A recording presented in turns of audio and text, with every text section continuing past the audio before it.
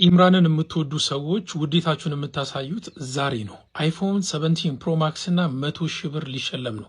ሰበር ከባድ የተባለው ውሳኔ በቲክቶከር መንሱር ላይ ዛሬ ፍርድ ቤትን ወስኗል። ዛሬ እንደወጣ መረጃ ከሆነ ማለት ነው በፌደራል ከፍተኛ ፍርድ ቤት ልደታ ምድብ ኢየሱስ ልበል ኢየሱስ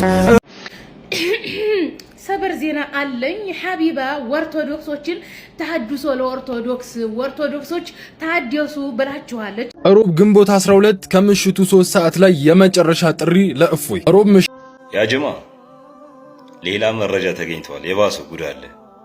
ከነ ማስረጃው ትንሽ ነካ ስናረገው ትልቅ ጉዳይ ይዞልን መጥቶ ፓርላማውስ ምናምን ገብቶ የሚበጠብጠው ወሃቢ የተባለ ነው።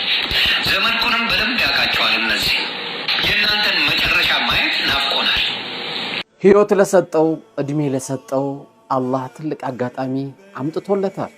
ከመሞቴ በፊት አላህ እንዲምረኝ ለመጠየቅ ዱዓ ለማድረግ ቤቴን ሽጬ ወደ አላህ ቤት መጥቻለሁ ያሉት አባት መነጋገሪያ የሆነ فمن شرح الله صدره للإسلام فهو على نور من ربه ሕይወት ለሰጠው እድሜ ለሰጠው አላህ ትልቅ አጋጣሚ አምጥቶለታል። አሽሩ ዙል ሒጃ የተከበሩ 10ቱ ቀናቶች አላህ Subhanahu Wa Ta'ala የነገሮችን ክብደት ብዙን ጊዜ የሚገልጽልን በመሐላ ነው። እነዚህ ቀናቶች ደግሞ የተማለባቸው ናቸው። መሐላው ለምን አስፈለገ ከተባለ በዚህ ጊዜ የሚሰሩ ስራዎች ክብደታቸውን ለመግለጽ ነው። በዚህ መልካም በሆኑት 10 ቀናቶች የሚሰሩ ስራዎች ከምን ጊዜ የበለጡ ናቸው። እንደ እስላም አስተምሮ ከባድ ኢባዳ ከሚባለው ነፍስያን የሚፈታተነው በአላህ መንገድ መታገል ነው። ወለል ጂሃዱ ፊ ሰቢልላህ በአላህ መንገድ መታገሉ በዚህን ጊዜ ከተሰሩ ስራዎች የሚበልጡ ስራዎች እንደሆኑ የነገሩ ነቃ በል ወንድሜ፣ ነቃ በይ እህቴ። በዚህ 10 ቀናቶች ውስጥ የ9ኛ ቀን ደግሞ ጾም አብሯል። ይህ ቀን ላይ መዘከሩ መጾሙ ሰደቃ ማብዛቱ የተወደደ መሆኑ አንዱ መገለጫ ሲሆን መጾሙ ብቻ ደግሞ ያለፈውንና የወደፊቱን ወንጀላችን የሚያስምር ቀን እንኳን ይሄንን የመሰለ ድል ይቀርና የአንድ ቀን ወንጀላችን የሚያስምር ብናገኝ ከዚህ በለጠ ፍርሳ አጋጣሚ ምን አለ? አላህ ከተጠቃሚዎች ያደርግ። ሰበር ከባድ የተባለው ውሳኔ በቲክቶከር መንሱር ላይ ዛሬ ፍርድ ቤትን ወስኗል። ዛሬ እንደወጣ መረጃ ከሆነ ማለት ነው በፌደራል ከፍተኛ ፍርድ ቤት ልደታ ምድብ ሁለተኛ የልዩ ልዩ ወንጀል ችሎት በእነ አርቲስት ሰራዊት ፍቅሬ የክስ መዝገብ ተካተው ክስ በቀረበባቸው ቲክቶከሮችና እንዲሁም ደግሞ አርቲስቶች ጉዳይ ላይ ዛሬ ረፋድ ላይ በዋለው ችሎት ማለት ነው የቲክቶከር መንሱር ጀማል የዋስትና ጥያቄ ውድቅ ማድረጉን ገልጿል። ታዲያ ሀበሻ እንደገለጸው ከሆነ በዛሬው የችሎት ውሎ በዚህ የክስ መዝገብ የተካተቱት ሌሎች 6 ተከሳሾች ቀደም ሲል ማለት ነው ፍርድ ቤቱ በፈቀደላቸው የ400,000 እና እንዲሁም ደግሞ የ500,000 ብር ዋስትና መሰረትን ከውጭ ሆነው የቀረቡ ሲሆን ማለት ነው ቲክቶከር መንሱር ጀማል ግን በማረሚያ ቤት ሆኖ ፍርድ ቤት ቀርቧል። ታዲያ ፍርድ ቤቱም ቀደም ባለው ቀጠሮ የሌሎችን ተከሳሾች ዋስትና ሲፈቅድ ማለት ነው በመንሱር ጀማል የዋስትና መብት ላይ ግን ክርክር ሰምቶ ውሳኔ ለመስጠት ለዛሬ ግንቦት 10 ቀን 2000 ተለዋጭ ቀጠሮ ወጥቶ የነበረ መሆኑ እንግዲህ ከዚህ ቀደም ተገልጾም ነበር። ታዲያ በዋስትና ክርክሩ ላይም አቃቤ ሕግም ጥብቅ መቃወሚያ ያቀረበ ሲሆን ማለት ነው ተከሳሽ በዋስ ቢወጣም ተመሳሳይ ወንጀል ሊፈጽም ይችላል እንዲሁም ደግሞ ቀደም ሲል በቁጥጥር ስር ሲውልም በመሻሽ ከፍተኛ ፍለጋ የተደረገበት በመሆኑ የዋስትና መብቱ ሊነፈግ ይገባል በማለትም እንግዲህ አሳስቦም ነበር። ታዲያ ችሎቱም የአቃቤ ሕግ መቃወሚያ እንዲሁም ደግሞ የተከሳሽ ጠበቆች ያቀረቡትን የጽሁፍ ምላሽ ከመረመረ በኋላ የአቃቤ ሕግን ስጋትና እንዲሁም ደግሞ መከራከሪያ ሐሳብ አባባለው ብሎ በመቀበል ማለት ነው የቲክቶከር መንሱር ጀማል የዋስትና ጥያቄ ውድቅም አድርገዋል። በመሆኑም ተከሳሽ ጉዳዩ በማረሚያ ቤት ሆኖም እንዲከታተል ትዕዛዝም ተላልፏል። አዳዲስ መረጃዎች ፎሎ ማድረጋችሁን አትርሱ። መልካም ምሽት። ቻሌንጅ አለኝ እኔ ለኢምራን ነው ቻሌንጅ። ያው እንደሚባለው 1 ሚሊዮን መግባት አለበት። የኔ ቻሌንጅ ደግሞ ኢምራን 1 ሚሊዮን ከገባ ከዚህም በኋላ አይፎን 17 እኔ እንትን አደርጋለሁ ማለት ነው። ኢምራንን እንትን በሉት ፕሊዝ። አይፎን ቆይ ይደገም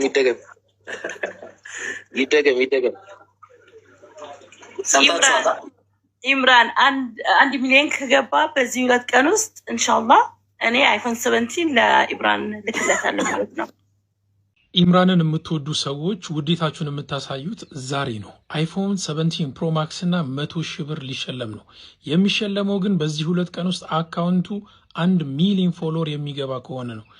አይፎን 17 ፕሮ ማክሱን አንድ እህታችን ቃል ገብታለች። እንዲሁም 100 ሺህ ብሩን ደግሞ አንድ ወንድማችን ነው ቃል የገባው። 1 ሚሊዮን ፎሎወር በዚህ 2 ቀን ውስጥ የሚገባ ከሆነ ከአሁን በኋላ ኢምራንን በአይፎን 17 ፕሮ ማክስ ነው የምንመለከተው። እንዲሁም ደግሞ 100 ሺህ ብር ተሸላሚ ይሆናል። ይህ ወንድማችን ከዚህ በላይ የሚገባው ነገ ብዙ የምንጠብቅበት ጥሩ የሆነ ወንድማችን ነው። በደንብ ፎሎ አድርጎ አካውንቱን ከስር ሜንሽን አድርግ ያለሁኝ። እንግዲህ በዚህ 2 ቀን ውስጥ 1 ሚሊዮን ፎሎወር እንጠብቃለን። ሰላም አለይኩም ወራህመቱላህ። ካሁኑ እንኳን ደስ አለ ብያለሁ፣ መግባቱ ስለማይቀር ማለት ነው። ሰላም አለይኩም። ሰበር ዜና አለኝ። ሀቢባ ኦርቶዶክሶችን ተሐድሶ ለኦርቶዶክሶች ታደሱ ብላችኋለች። በነገራችን ላይ ተሐድሶ ብሎ ማለት ቀጥታ ፕሮቴስታንት ማለት ነው። አገራችን ኢትዮጵያ ላይ ተሐድሶ ለኦርቶዶክስ የሚሉት ተሐድሶ የሚባሉት የኦርቶዶክስን አለባበስ ነጠላ አለባበሱን ሊቁ ያሬድ የፈለሰፈውን መቋሚያ ከበሮ ዜማ ቀጥታ ስለሚወስዱ ተሐድሶ ተባሉ እንጂ ተሐድሶች ቀጥታ ፕሮቴስታንቶች ናቸው። ምክንያቱም ፕሮቴስታንት 5ቱ ሶላ ስክሪፕቸር ስለሚሉ ተሐድሶችም 5ቱ ሶላ ስክሪፕቸር ይላሉ። ፕሮቴስታንቶች ናቸው። ሀቢባ መጽሐፍ ቅዱስ እየሰጣት አብሯት በፎቶ ላይ ያለው ሰለሞን አቡበከር ይባላል ስሙን ካልተሳሳትኩኝ። በሙሉ ወንጌልና በመካነ ኢየሱስ ቸርች እየተገኘ የሚሰብክ ነው። ተሐድሶች ፕሮቴስታንቶች ናቸው። እንግዲህ ያኒ ማርያም አታማልድም፣ መላእክት አያማልዱም፣ ጻድቃንና ቅዱሳን አያማልዱም፣ አያስፈልጉም፣ የአባቶች አስተምሮ ትውፊት ምናምን አያስፈልግም የሚሉ የተለያዩ የኦርቶዶክስ ቤተክርስቲያን የሆኑ ቀኖናዎችን አንቀበልም፣ ያኒ አስፈላጊ አይደለም ነው የሚሉት። እንደዚሁም የፈጣሪን ስጋ መብላትና ደም መጠጣት የሚለውን ምሳሌ ነው፣ እውነት አይደለም ይላሉ የኦርቶዶክስ ቤተክርስቲያን። የኢየሱስን ስጋ መብላት መጠጣት ቀጥታ የፈጣሪን ስጋ መብላት የፈጣሪን ደም መጠጣት ብላ ነው የምታምነው። ማርያምም ታማልዳለች የፈጣሪው እናቱ ናት ብላ ነው የምታምነው። ይሄንን አይቀበሉም ያኒ ተሐድሶች እንደ ፕሮቴስታንቶች ማለት ነው። ነገር ግን አዘለም አቀፈም ተሐድሶም ፕሮቴስታንቱም ኦርቶዶክሱም ኢየሱስን ፈጣሪ ነው በሚል ይስማማሉ። ነገር ግን ወንጌል ላይ ኢየሱስ ፈጣሪ ነው የሚል የለም። አዘለም አቀፈም ያው ተሸከመ ነው። ተሐድሶችና ፕሮቴስታንቶች ኦርቶዶክስን መቃወማቸው በጣም ነው የሚያስቀኝ።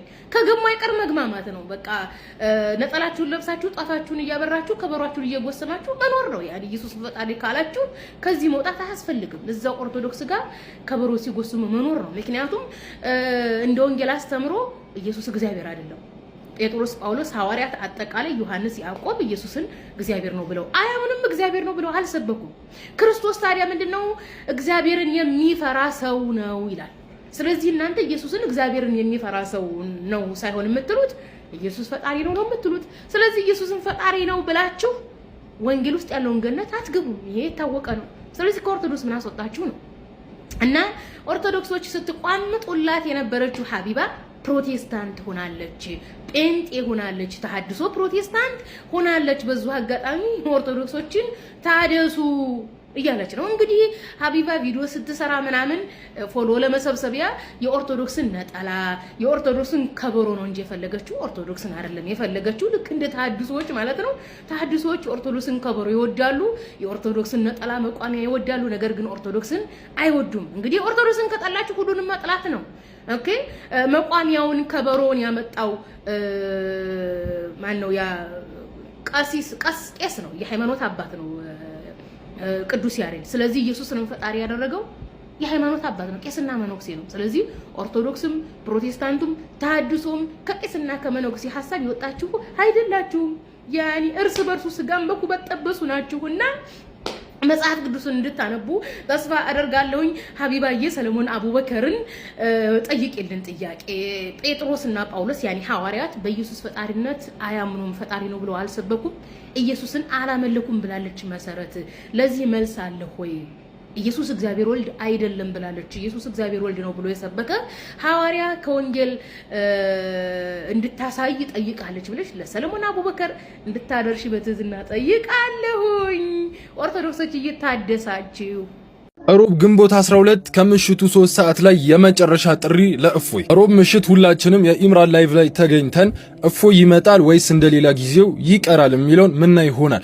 በዚህ ሰዓት ግን ማስታወስ የምፈልገው ነገር እፎ ይሄ ጥሪ ደርሶ ሮብ ምሽት 3 ሰዓት ላይ ማትመጣ ከሆነ እኛ ሳንሆን ወገኖችህ ይታዘቡሃል። ሐቅ ላይ ነኝ ብለህ የምታስብ ሰው አትፈራ። ሐቅ ላይ ያለ ሰው እንደማይፈራ ግልጽ ነው። ስለዚህ ሐቅ ላይ ነኝ ብለህ የምታስብ ከሆነ ሮብ ምሽት 3 ሰዓት ላይ እንዳትቀር፣ አለበለዛ ያንተ ወገኖች ራሳቸው ይታዘቡሃል። ሁላችሁም ይሄን ቪዲዮ ሪፖስት ሼር አድርጉት፣ ሁሉም ጋር መድረስ አለበት። ምሽት 3 ሰዓት ላይ የኢምራን ላይቭ ላይ እንገናኝ። ወሰላሙ አለይኩም ወራህመቱላሂ ወበረካቱ። ያ ጀማ ሌላ መረጃ ተገኝቷል። የባሰ ጉድ አለ ከነ ማስረጃው። ትንሽ ነካ ስናረገው ትልቅ ጉዳይ ይዞልን መጥቷል። እስቲ አካውንቱን በደንብ አድርጋችሁ ኮፒ ሊንክ እና ሪፖስት አድርጉት። አረ በስንቱ ተሸወድን፣ በምላስ በጣም ተሸውደናል። ወገን የለንም። እያንዳንዱ እየየ የሚለው ለካ አብሮ በልቶ ነው። ነገሩ ከዚህ በኋላ የሚያበቃ ይመስለኛል። እስቲ አብራችሁን ሆኑ። ሌባ ሌብነቱ በግልጽ ካልነገርከው ሌብነቱን አያውቅም። ያሳዝናል። ህዝበ ሙስሊሙ በዚህ ልክ መበዝበዙ በጣም ያሳዝናል። በእርግጥ ሌባ ሲሰርቅ አይጣላም ሲካፈል እንጂ። አሉን በቂ ማስረጃዎች። በጣም የሚያሳስብ ከባድ ውርደት በሰሞኑ ይፋ ይወጣል። ጠብቁን። ሌባ ሌብነቱን ቢያቅም ሌብነቱን ካልነገርከው የታወቀበት አይመስለውም። ጉድ። ከመሞቴ በፊት አላህ እንዲምረኝ ለመጠየቅ ዱዓ ለማድረግ ቤቴን ሽጬ ወደ አላህ ቤት መጥቻለሁ ያሉት አባት መነጋገሪያ የሆነ አዲስ ታሪክ ነው ይዤላችሁ የመጣሁት። እስከ መጨረሻው አብራችን ቆዩ። እጅግ መነጋገሪያ የሆኑት ከላይ በምስሉ ላይ የምትመለከቷቸው አባት ወደ ረሱላችን ሰለላሁ ዐለይሂ ወሰለም ሀገር ሳውዲ ለመሄድ ያላቸውን ነገር ሁሉ ሸጡ። መሬታቸውንና አንድ ያላቸውን ቤትም ጭምር ሸጡ። ታዲያ አስገራሚ ነገር የሚፈጠረው እዚህ ጋር ነው። እነሱ እንደዛ ብለው የተናገሩበት ቪዲዮ ዓለም ላይ እጅግ ተሰራጨ፣ መነጋገሪያም ሆነ። ታዲያ የሳውዲ የንጉሳውያን ቤተሰቦችን ጭምር ይህንን ቪዲዮ ተመለከቱት። ሱብሃንአላህ፣ እነዛ የንጉሳውያን ቤተሰቦች ይህንን አባትን ፈለጉት፣ አገኙት። ታዲያ ቤት እንሰጣለን፣ በየወሩም ወጪህን እንሸፍናለን አሉት። የአባት ግን እጅግ አስገራሚ ንግግርን ተናገረ። የአባት እንባ እየተናነቀው እኔ የምፈልገው በመካሞቼ መቀበር ብቻ ነው ሲል ለነዛ ንጉሳውያን ቤተሰቦች መለሰላቸው። ሱብሃንአላህ። በዚህ ታሪክ የተገረማችሁ ይህን ቪዲዮ በደንብ ሼር፣ ኮፒ ሊንክ፣ ሪፖስት እያደረጋችሁ አዳርሱት። ፓርላማ ውስጥ ምናምን ገብቶ የሚበጠብጠው ወሃቢ የተባለ ነው። ዘመድኩንም በደንብ ያውቃቸዋል። እነዚህ የእናንተን መጨረሻ ማየት ናፍቆናል። እና አሁንም የምነግራችሁ ምንድነው ወሃቢያና አህባሽ የተባሉት ሰላማዊ ሙስሊሞች ናቸው። ዮኒ ጓያ ከአህባሾች ጋር ፍቅር እስከ መቃብር ጀምሯል። ቀጥሎም አህባሾች ለምንድን ነው በፓርላማ የሌሉት ብሏል። ዮኒ ጓያ እዚህ ጋር ማወቅ ያለብህ ፓርላማ ለተማረ ፖለቲከኛ ነው እንጂ መድረኩ ለሃይማኖት አይደለም። ደግሞም አህባሾች ጫት በመቃም የሞተ ሰው ቀብር ፍለጋ አገር ላገር በመዞር ጊዜያቸውን ያባከኑ ያልተማሩ ስላልሆኑ እንዴት ብለው ወደ ፓርላማ ይገባሉ? እናም ደግሞ ወሃቢዎች መጨረሻችሁን ያሳየን ላልከው እኛ እንማራለን። ቁርአንና ሐዲስን ወንጌልን እናነባለን። በቁርአንና በሐዲስ በወንጌል ንጽጽር ሰርተን ኦርቶዶክስንና መሰል ፕሮቴስታንት ካቶሊክ የሥላሴ ዶክትሪን አፍርሰናል። በዚህ ሰዓት የሥላሴ ዶክትሪን የፈረሰ ነው። እንደ ቆስጠንጥንያ ቤተ መንግስት ፈርሷል። የቆስጠንጥንያ ቤተ መንግስት ከተንኮታኮተ ከወደመ ስንት ዓመቱ። እኔ ሥላሴ ዶክትሪን እስካሁን እዚህ መድረሱ በጣም ገርሞኛል። ካሁን በኋላ የሥላሴ ዶክትሪን ኢየሱስ ፈጣሪ ነው ምናምን የሚባል ማርያም ፈጣሪ ነው ወለደች የሚባል አስተምሮ አይቀጥልም። እየተንኮታኮተ ፈርሷል። ግን ቀስ በቀስ አማኙ እየተነነ ኤቲስትም የሆነ ቦታ እየሄደ የሚያልቅበት ጉዳይ ነው። ስለዚህ የወሃቢያ መጨረሻ ይህንን ይመስላል ማለት ነው። አህባሾችም እንደዚሁ ቁርአንና ሐዲስ ላይ ያለውን በመቀጠልም ሱሐቦች ማለትም ደቀ መዛሙርት እንደማለት ነው። እነሱ የሚያምኑበትን እምነት ስለማያምኑ በዚህ ጥፋታቸው የሚጠፉ ናቸው። ለምሳሌ አህባሾች የሻፊዒ መዝሐብ ተከታይ ነን ይላሉ። ሻፊዒ ብሎ ማለት ልክ ቸርች ፋዘር እንደሚባሉት ከመጀመሪያዎቹ ቸርች ፋዘር የሆኑ አይነት ነገር ናቸው። ትልቅ የሃይማኖት አባት ናቸው። እኒህ አባት በቁርአንና በሐዲስ የመጣውን ስለ አምላካችን አላህ Subhanahu Wa Ta'ala የመጣውን ለምሳሌ አምላካችን አላህ Subhanahu Wa Ta'ala አደምን በእጆች ይፈጠር ያለው የሚለውን ቀጥታ ያረጋግጣሉ በሐዲስ ላይ የመጡትን አምላካችን አላህ Subhanahu Wa Ta'ala እንደዚህ ያደረገ የሚለውን ቀጥታ ያረጋግጣሉ አህባሾች ግን ይሄንን አያረጋግጡም ተእዊል ማለትም ትርጉምን ቁርአን ላይ የመጣን ነገር ይጠመዝዛሉ ትርጉም ይጠመዝዛሉ ሻፊዒ ግን ትርጉም በመጠምዘዝ አያምኑም ትርጉም የሚጠመዝዝ የግሪክ ፍልስፍና ተከታይ ነው ብለዋል ልክ እንደ ኦርቶዶክስ እና እንደ ፕሮቴስታንት ሁሉ አህባሾች የግሪክ ፍልስፍና የገባባቸው በጥንት ዘመን ከእስልምና ከ300 ዓመት በኋላ የግሪክ ፍልስፍና ወደ አረቡ ዓለም ወደ ኢራን ወደ ኢራቅ ሲስፋፋ የዛ ሰለባ የሆኑ ሰዎች ናቸው አህባሾች ልክ ኢየሱስ ፈጣሪ ነው የሚለው ከግሪክ ፍልስፍና እንደመጣ ማለት ነው ማርያም የፈጣሪ እናት ናት የሚለው በነገራችን ላይ በግሪክ አማልክት ዘንድ የአማልክት እናት የሆኑ በጣም የተቀደሱ ሴቶች ነበሩ ከዛ የተቀደ ነው በነገራችን ላይ ስለዚህ አህባሽና ኦርቶዶክስ መሰል ፕሮቴስታንቶች ከግሪክ ፍልስፍናና አማልክት የተቀዱ ናቸው ልክ እንደ አህባሽ ሁሉ ማለት ነው የግሪክ ፍልስፍና እየጠፋ እየፈረሰ ነው የግሪክ ፍልስፍና በቁርአንና በወንጌል ቦታ የለውም እኛ ደግሞ በቁርአንና በወንጌል እናምናለን በቁርአንና በወንጌል እናሳድዳችኋለን ያኔ እናሳድዳችኋለን እንዴት ነው ደስ የሚለው በአላህ ያ ኢላሂ እንዴት ደስ ይላል ዮኒ ጓያ ተናደመ ሞትህ ነው በነገራችን ላይ ሸራርጋችሁ ለዮኒ ጓያ አድርሱልኝ